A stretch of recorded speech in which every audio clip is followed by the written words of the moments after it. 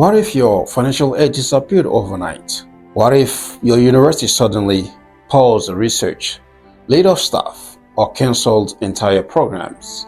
Not because of low enrollment, but because Congress could not agree on a budget. Right now, higher education is caught in the middle of intense political battles in Washington. Lawmakers are clashing over deep cuts to education spending, while federal judges are stepping in to block actions like freezing research funds. So what does this mean for students, colleges, and the future of education in America?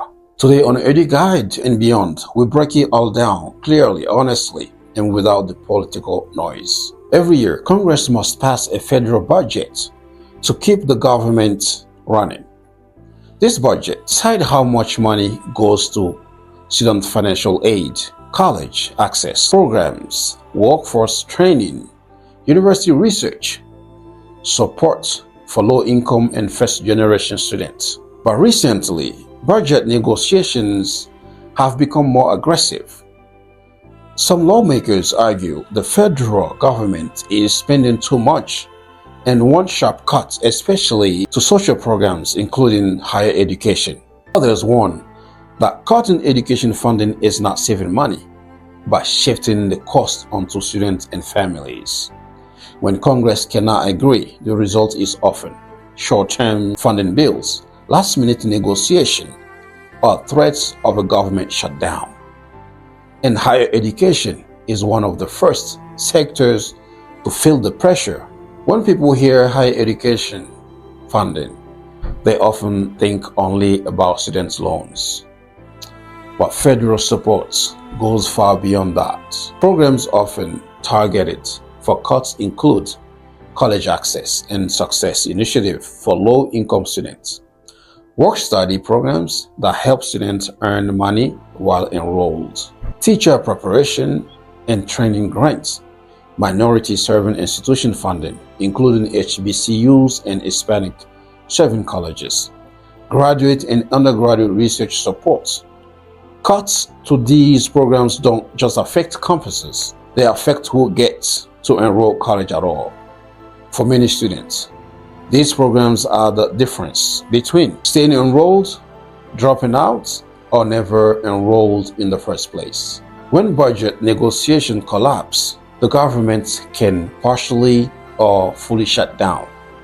During a shutdown, federal education agencies slow or stop operation. Grant approvals are delayed. Research funding may pause.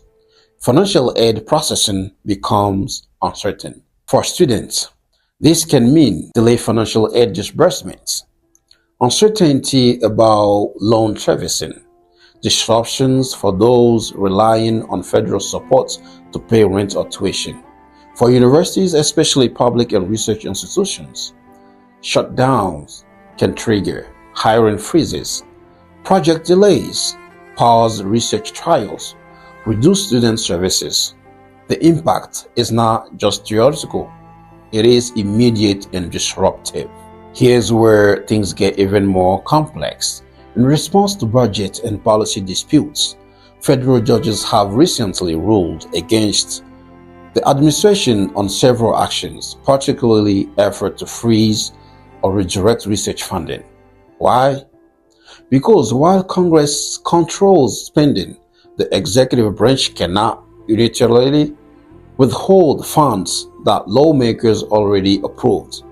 Judges have argued that freezing research grants without congressional approval violate federal laws.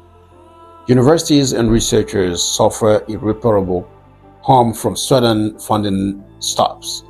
Students and communities lose access to innovation, healthcare, research, and economic development. This ruling highlights a key tension.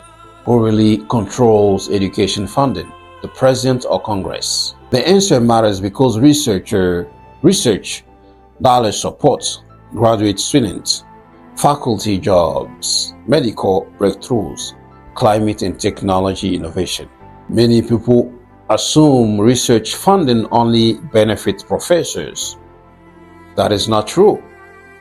Federal research dollars pay graduate student stipends, fund undergraduate research opportunities, support campus jobs, drive local economies around universities. When research funding freezes, labs shut down, students lose income, and the national talents look elsewhere. U.S. innovation slows. In a global economy, cutting research funding does not just hurt universities, it weakens national competitiveness. Budget cuts don't just affect everyone equally. The students most impacted are low-income students, first-generation college students, students of color, adult and returning learners, students at community colleges and public universities. Elite institutions often have larger endowments. Public colleges do not. When federal funding shrinks, school compensates by raising tuition, cutting student services, increasing class sizes, reducing advising and mental health support. In short, budget fights widen inequality in higher education. So, what can students and family do? Stay informed and don't ignore policy news. It directly affects your education. File financial aid early. Delays hurts most vulnerable students first. Ask your school questions. Universities often know about funding risk before students do. Advocate. Students have power. Lawmakers pay attention when education voters speak up.